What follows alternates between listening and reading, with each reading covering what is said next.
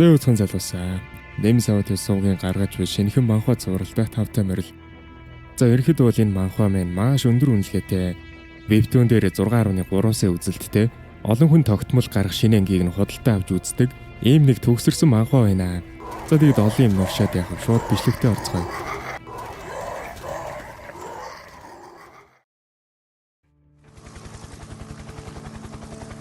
Анги эхлэхэд солонгос тэрчигтэй сүрлийн ирмэгт ирчихсэн байх ба гал төмөр эмх замбраагүй байдал хаасайгүй тархсныг бид олж харнаа. Хаасайгүй хүн хүнээ алж улс орон даяар эмх замбраагүй байдал аимшиг таллахууд өрнөж байдаг. Энэ үеийн самуун дунд цэргийнхэн галт зэвсгэр байлдсан ч зомбинууд хаасайгүй байгаагаас болоод нөхцөл байдал үнэхээр аимшигтай болсон байдаг. Цэргүүд зомбинуудыг устгаж авах зураг бүгд гэртээ харьцгаа гадагшаа гарахыг хориглоно. Цон хаалгаа сайдар түгж солонгосын засгийн газар энэ асуудлыг удахгүй шийдэх болно гэж сануулж байдаг. Энэ хоёр зэрэг харагдах ба нэг зэрэг нь хажуудах руугаа хандаг. Шууд толгоор нь бод гэж тушааж байна.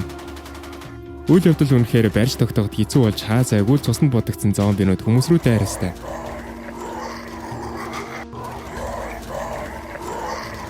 За энэ үед нэг дүр гарч ирнэ.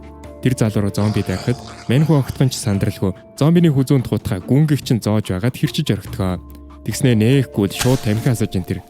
За тэгсэн мань хүн рүү өшөө олон зомбинууд дайрах үед ийм ч үе ирэх гэж дээ.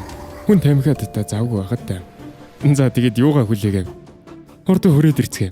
Би цаг зав муутай хүн шүү. Гээл үг хайж идэм байна. Энэ үеэр өөр дөрүүд ч бас зомбидэд тулдаж байгаа нь харагданаа. За энэ хэд бол яванда манай гол дөрүүд болох юм аа. Манай хэд бол зомбинуудыг жинхэнэ яргалж байдгаа. Нэг нь зомбины хүзүүнд хүрд зоож, нөгөө нь лантуугаар тархийг хаг зохиж явах жишээний. Дараагийн хэсэгт нэг зэрэг аажмаар зомби болж хуурж явах бөгөөд би үххийг хүсэхгүй гэж амандаа буутнаж байсан ч эцэст нь зомби болж хуураад хамт байсан зэрэг рүүгээ дайрдаг. За тэгсэн нөгөө зэрэг яг хазуулах гэж байтал зомби болсон цэргийн толгоор гинт өөр хинэгэн буутчихдаг. Манай хүн гайхаал юу вэ гэж эргээд харсан барилгын шат дээрээс нэг зэрэг зомбиг буутсан байдгаа. За энэ дүр бол бас л гол дүр болноо. За юутай шингээд оршил хэсэг маань дууслаа. Одоо шууд үндсэн анги руугаа орцгоё.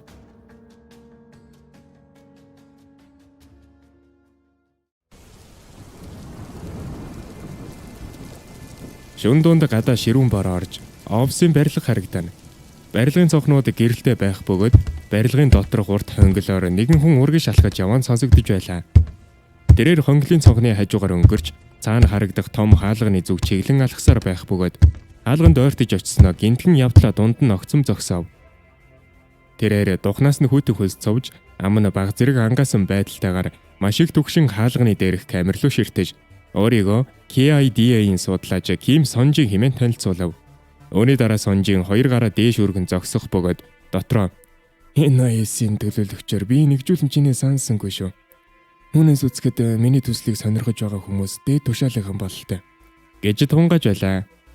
Удалгүй түүнийг харуулж шалгаж дуусаад бүх зүйл цэвэр сэжигтэй зүйл алга гэж хэлснээр алга нэгтлээ. Сонжин өрөөнд ороход түүний урд дугуй хэлбэртэй томоохон хурлын ширээ байх бөгөөд тэнд 3 хүн түүнийг хүлээж байв. Энэ үед Сонжин маш их сандарч шүлсээ залгих бөгөөд духнаас нь хүүтэн хөлс цуварч ширээний ард суух хүмүүсийг нэг нэгээр нь харан дотроо тунгааж эхлэв. Хамгийн ихний хүн бол ерөнхийлөгчийн ард байдаг гол тарих профессор Сүү Тэмин. Түүний дараагийн хүн бол ерөнхийлөгчийн баруун гар болох генерал Ян Юнчэ. Харин хамгийн сүүлчийн хүн нь бүх хүчийг гартаа атгсан нөлөө бүхий ир байх бөгөөд Сонжин руу нухацтай харж ширээний голд маш сүрхий байдалтай сууж байлаа. Тэр бол хаан бүтээгчгийн хочтой сайд Жун Сол юм байлаа. Сонжин тэдний урд зогсохдоо тэдэндээ бичлээ уулчин чинь хэн санах вүлээ дээ. Гэмэн дотроо маш их гайхаж бас сүрдэж байлаа. Удсангүй ширээний ардаас шийдэмгийн дуу хоолой сонстов. Тэрээр ингээд шууд гол ажилд орцгоё. Ингээд Сонжин сандарсандаа нүдэн томрон дуун цааш орж ойлголоо ирхмэ гэж хэллээ. Тэрээр амьсгаагаа даран хичээнгүүгээр үргэлжлүүлэн тэгвэл би брифингээс эхлэе. Асуудал дагуулад буй үг хөлөг онгоцны 20-т бүст хөвж байхад нь Согжогийн иргэн хамгаалалтын албаныхан олж илрүүлсэн. Үг хөлөг онгоцыг нэгжиж шалгаж байсан хүмүүс халдлагад өртөж бүгд устсан. Ингээд ярьж байтал түүнийг яриагаа дуусаагүй байтал ширээний голд суух сайд гараа өргөн түүний яриаг огцом таслав. Тэрээр зогс. За брифинг үгээр хангалттай. Дэндээс нэг видео бичлэг бэлдэж ирсэн гэж дуулсан. Бид одоо түүнийг үзэж болох уу? Гэхэд Сонжин "Тэгээ ирхмээ" гэж хэлээд нүдний шилээ засангаа гүнзгий амьсгаа аваад "Тэгвэл би танд дүрс бичлэгийг үзүүлье. Энэ бол дэлхийн түүхэнд байгаагүй бичлэг" гэж хэлээд тоглоулах гол бичлэгээ дэлгэцэнд гаргаж ирэв. Дэлгэцнээ шөнийн цагаар байлдааны талбар мэт газарт тусгай өмсгөлтэй хүмүүс зогсож буй дүр зураг бүхий рек тэмдэгтээ дүрс гарч ирлээ. Улмаар бичлэгийг тоглуулахад бичлэгнээс буундуу гарч эхлэхэд ширээний ард суух сайдынууд нь орой дээрээ гарч маш ихээр цочирдов. Энэ үед профессор Сутэмийн сандарсан давхсхийн босч сайд жүнч мөн адил нүд салгаж чадалгүй дэлгэц рүү ширтэн. Энэ үед Сонжин тэдний зүг харан яриагаа үргэлжлүүлж "Тэднийг зомби гэж нэрлэхээр шийдсэн" гэж хэллээ. Энэ үед дэлгэцний харахын аргагүй аимшигт дүр зураг гарч зомби вирусээр халдварлаж зэрлэг амьтан шиг болсон нэгэн амьд үхтэл аимшигтайгаар архиран камерлуу дайрч байгаа нь харагдав. Дэлгэцийн өмнө зогсоох Ким Сонжин маш нухацтай царайлан үргэлжлүүлэн хэлсэн нь "Энэхүү төслийг тэднийг анх олсон хөлөг онгоцын нэрээр нэрлэх болно. Энэ бол Zombie Revelation 8208 гэх үг байлаа." Уг үйл явдлаас 3 сарын өмнө нартай өдөр хотын уламжлалт хоолны газрын гаднах байдал харагдана.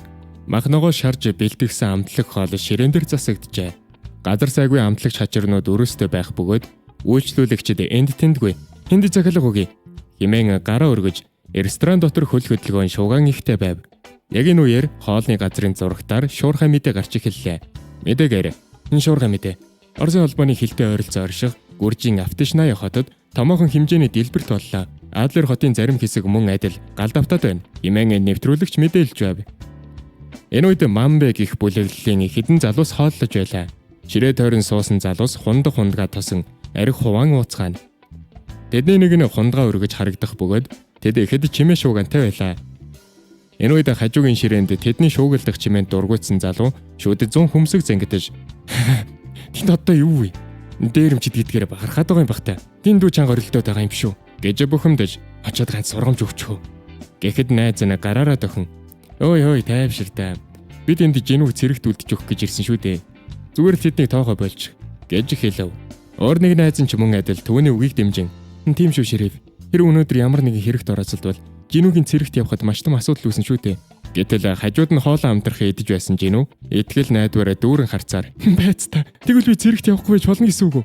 Гэхэд түүний гордсон үгэнд ширэв дургуйцлаа. Энэ үед хажууд нь суух найз нь жинүү рүү харан шоолонгуй өнгөөр "Хөөй. Чи мэдхүү. Зэрэгт жорлон цэвэрлж байхдаа баа сэтгэх шаарддаг гэж дуулсан шүү." Гэхэд энэ үгийг сонсон жинүү маш их цочирдоход найз нь түүнд зөвлөв. "Хэрэг чамд хүнхээр тийм зүйл тохиолдвол биш дээ. Зүгээр л идэж байгаа дүрс гэрээ дээ. Жигнэс идэж болохгүй шүү." Энэ үед жинүү "Хөөй. Хүмүүс хоол идэж байхад заавал юм заван зүйл ярих хэрэгтэй юм уу?" Гэтэл тэдний яриаг таслан хоолны газрын зурагтын дэлгэцнээ октийн поп хамтлаг тайзан дээр дуулж бүжгэлж байгаа нь гарав. Энэ үед зурагт руу ширтэж байсан залуус хамтлагийн гишүүдийг харан уулга алдцгаахад жинүү цэргийн ёсоор гараа өргөн ёсолж нулимс туслуулан "Тэр би их орноо хамгаална. Үгүй. Би чамайг амьдралынхаа турш хамгаалах болно." Гэтэл шериф "Жиний бол тэрээс хамаагүй халуухан шүү дээ." Гэтэл нүдний шилт "Юу ярина вэ? Тэр хамаагүй хөөрхөн." Гэхэд шериф хамраа ухангаа хайн өнгөөр "Жиний жинхэнэ чадвар бол түүний секси байдал байд юм аа.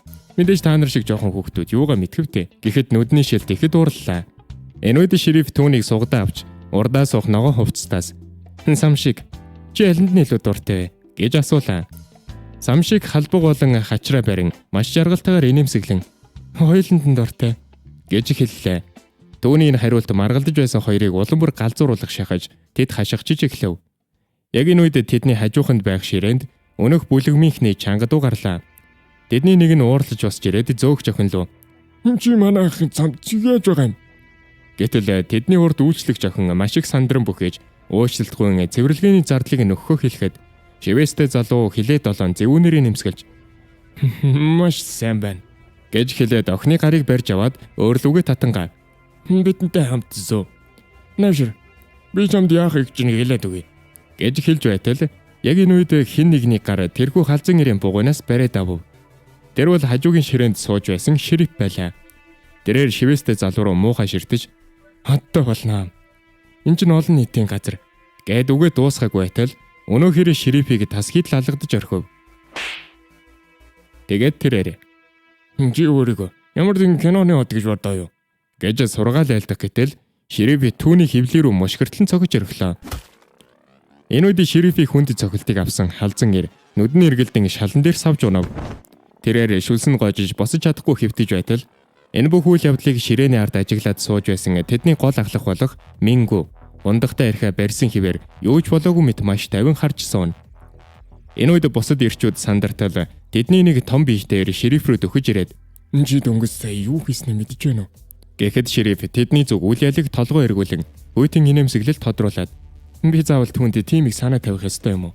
гэхэд түүний энэ үгэнд уур хилнэн туйлдаа хүрсэн бүлэгмийн залуус шериф рүү дайрахаар зэхэцгээв. Энэ үед хажуугийн ширээн дэх найзууд нь түүнд туслах уу, тэр ганцаараа дийлэх болов уу гэж ярилцаж байтал "Шившигтэй амьтад. Наадах чинь ердөл хүүхэд. Би өөрөө шийдчихье" гэх намгүм дуу хоолой заалан сонсогдлоо.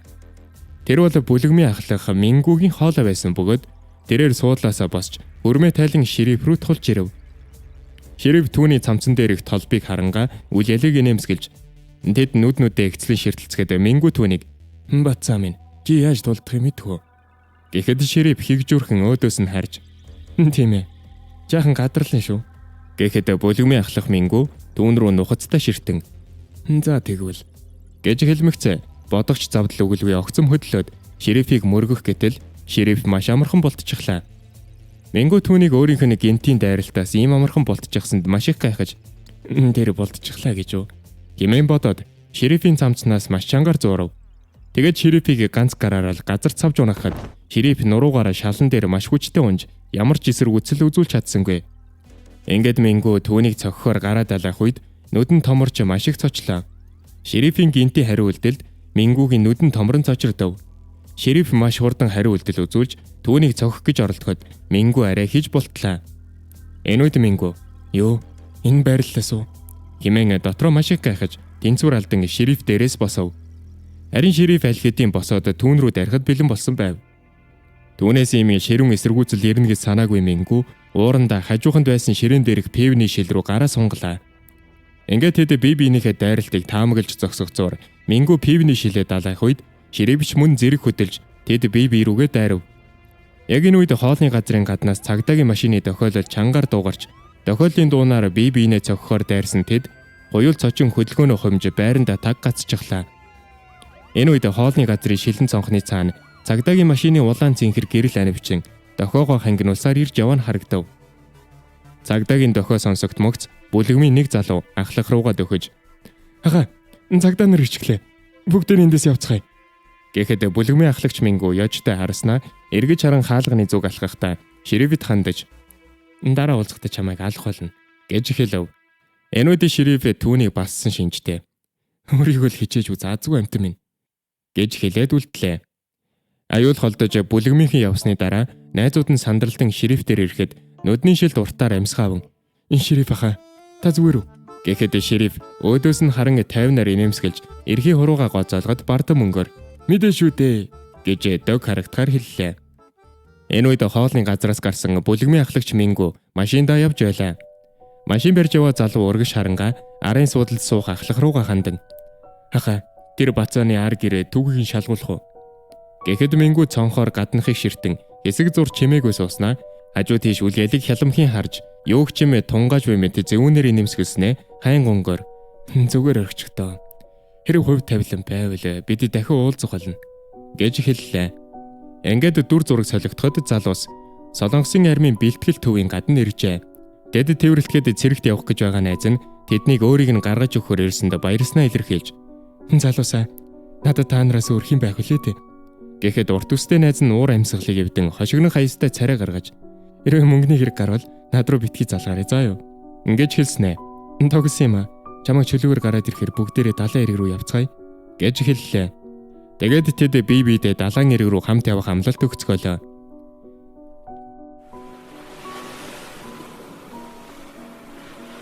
Энэ бол бидний бие биедээ өгсөн сүүлийн амлалт. Гэвч бид хизээж тэр далайн эрэг рүү хамт явж чадаагүй. Учир нь миний анхны чөлөө гарахаас хэдхэн хоногийн өмнө 3 сарын дараа Сокчогийн далайн эрэг. Ширүүн догшин далайн давлгаа харанхуй шөнөөр нүргэлэн шуугаж, давлгаан дунд нэгэн усан онгоц тогтож ядан ганхана.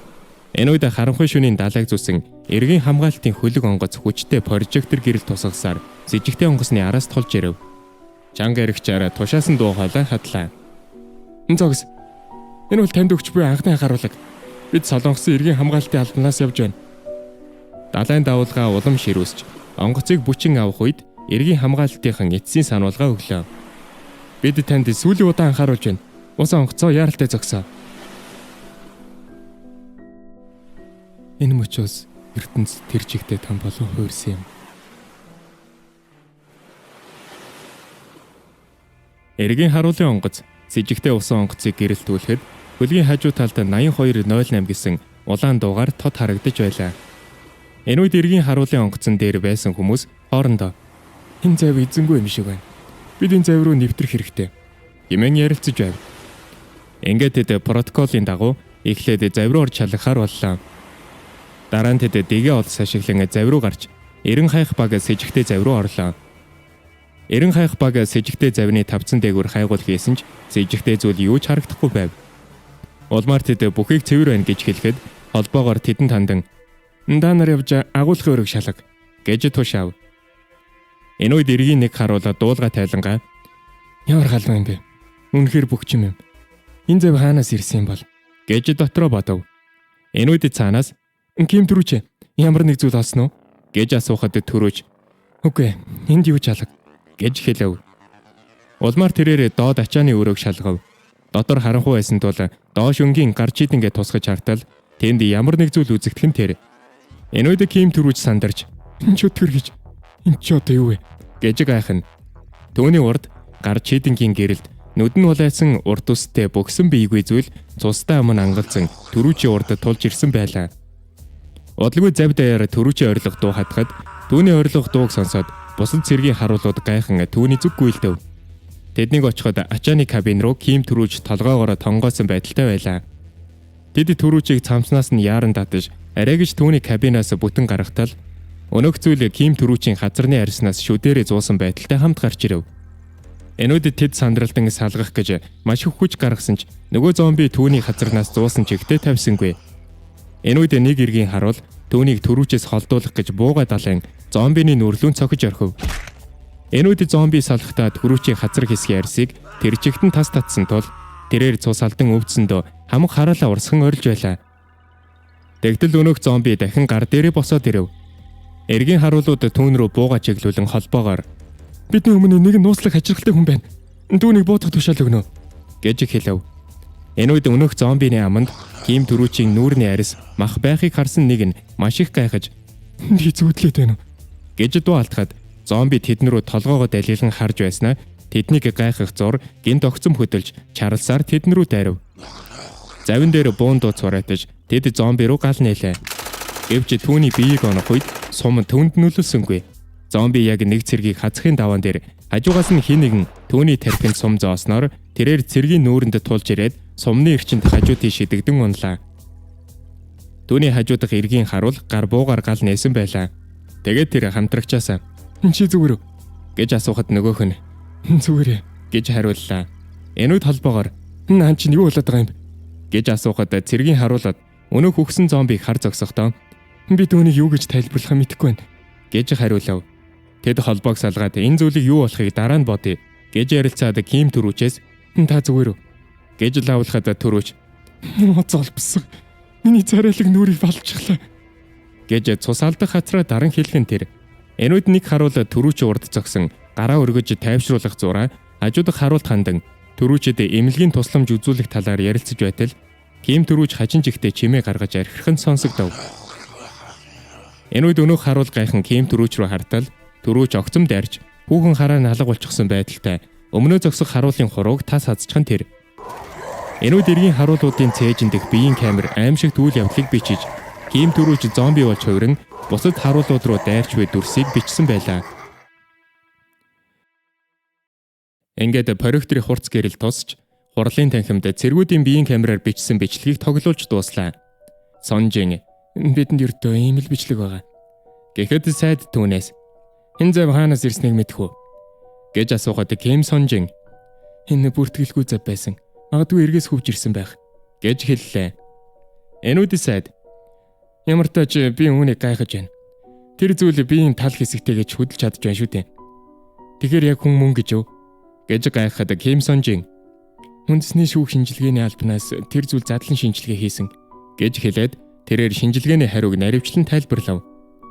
Хариугаар түүний дотор эргэтэн болон ген хүнийхтэй яг ижил болох нь тогтоогдсон. Гэхдээ анхаарах ёстой ганц чухал зүйл бол гемоглобины төвшин байсан юм. Хэвийн хэмжээ нь 12-оос 17-гийн хооронд байдаг бол тэр цогцсны дээжүүдээс бүгдээс нь 0.5-аас бага төвшин илэрсэн. Гэд ярьж байтал энүүд ян юунч яриаг нь таслан гараа сулхан дөхөд би юу ч ойлгохгүй байна. Наад хэцүү нэр томьёонуудаа болж бидэнд шууд ойлгомжтойгоор хэлээ. Гэхэд Сонжин хөлсөө туслуулан товч бөгөөд тодорхой хариулж эхэллээ. Тэгэхээр товчхондоо тэр дээжүүд хүчил төрөгчийн оролцоотой амьсгал явуулдаггүй гэсэн үг. Энэ нь тэд уушиг эсвэл зүрхэндээ найдахгүйгээр амьсгалахгүй байсан ч амьд үлдэж чадна гэсэн үг юм. Гэхэд түүнийг сонсоод сайд ихэд гайхаж цочсондоо нүдэн томрон хөлсөн цовж эхлэв. Ингээд тэд хэрэг бид тэр зүйлийг судалж чадвал энэ нь манай улсад маш том ашигтай юм байна. Бид тэднийг хүснээр ажилуулж болно гэж ярилцлаа. Энүүд сайд энэ сая бид бичлэг дээр харлаа шүү дээ. Тэд маш аюултай байж болох юм. Одоо бодит амьдрал дээр дээжүүдийг үзүүлэх цаг нь боллоо. Бүх бэлтгэл хангагдсан уу? Гэж асуухад Ким Сонжин тийм ээ хангагдсан гэж хэлв. Ингээд Ким Сонжин ард талын хан руу зан бүгдээрээ тийшээ хараарай гэж хэллээ. Энүүд ханны хаалт айжмаар нэгтгэхэд сайд гайхан ардаа нээгдсэн ханны хэсэг рүү харав. Тэдний ард шилэн хан байх бөгөөд өндөр албан тушаалтнууд бүгд үүнийг хараад мэл гайхлаа. Шилэн хаалттай өрөөнд дотор өнөөх хэргийн харуулын завин дээр хүйл явдалд өртсөн харуулууд бүгд зомби болчихсон байдалтай байх бөгөөд тэр гурвыг хармагцаа зомбинууд шууд шилэн хаалт руу дайрч мөргөж эхлэв. Энүүд сайд болон бусд нь гайхах зур Ким Сонжин шилэн ханыг давшиж энэ маш бат өөх. Давын чин зузаантай шил учир тэд үүнийг нэвтэлж чадахгүй. Хэмээн хэллээ. Тэрээр зомбинууд шилэн ханны цаана агаар гүрөнд байгаач тасралтгүй хөдөлж чадж байгаа бөгөөд ямар ч амьсгалах хэрэгцээгүй байгааг дурдав. Энүүд генерал Ян Юнчэ тэд үнэхээр ухаангүй амьтад юм. Хэрэг бид арай илүү ухаантай байсан бол бид тэднийг төгс цэргүүд болох байлаа гэж харамсан ярив. Тэгээд генерал Ким Сонжинээс хэрэг бид тэднэрүү бодвол ямар нэг нөлөө үзүүлэх болов гэж асуухад Ким Сонжин үгүй тэд нөлөөлөхгүй гэж хэллээ. Тэрээр үргэлжлүүлэн хэрэг бид тэднийг 100,000 хүнтэй жижиг хотод тавьчих бол нэг өдрийн дотор 8%, 2 өдрийн дотор 17%, 3 өдрийн дотор 34% нь тархах болно гэж тооцоосноо хэллээ. Тэгтэл генерал тэгвэл 10 сая хүнтэй том хотод яах вэ гэж асуухад Ким Сонжин нэг өдөрт 47%, 2 өдөрт 67%, 3 өдөрт 70% болж тархана.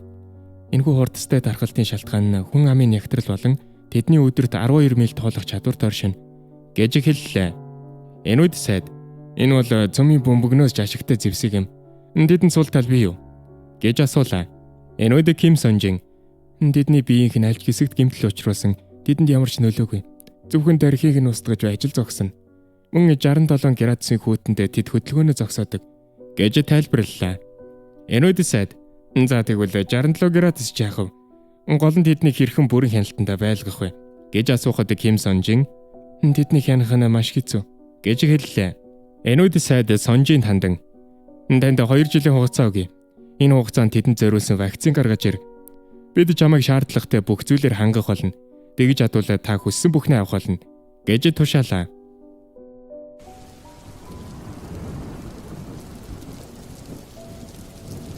Одлогой зам дээр ачааны машин явах нь харагдана. Ким Сонжин машин дотор явахдаа би зөв зүйл хийж байгаа лөө гэж эргэлзэн өөрөөсөө асууж байснаа. Вакцин гаргасны дараа бид тэднийг дэлхийд даяар тарааж вакцины үнийг үүсгэх боломжтой шүү дээ. Үгүй би зөв зүйл хийж байна. Энэ бол миний боломж. Хэмээн өөрийгөө зоригжуулна. Гэтэл машин чигээрээ явах үед зам дээр санаатаагаар байрлуулсан зангийг машинд арьж дугуйн хагарн тэнцвэр алдав. Энүүд Сонжины хажуудах жолооч машины тэнцвэрийг хадгалахын тулд өрүүлийг мушгиж арай ядан ачааны машиныг зам дээр хөндлөн зогсоолоо. Яг тэр үед машинаас хэнийг нь тамхи татсаар бууж ирэв. Тэд бол зам дээр санаатаагаар занга байрлуулсан бүлэглэл байх бөгөөд тэд бол Манбэ бүлэглэл харин тамхи татан зогсох хэр бол өмнөх хоолны газар ширифтэй гар зөрүүлсэн Манбэ бүлэгмийн 3 дахь толгой Кам Мингүү байлаа. Тэрээр за энэ бүхнийг дуусгацгаах уу гэж хэлв.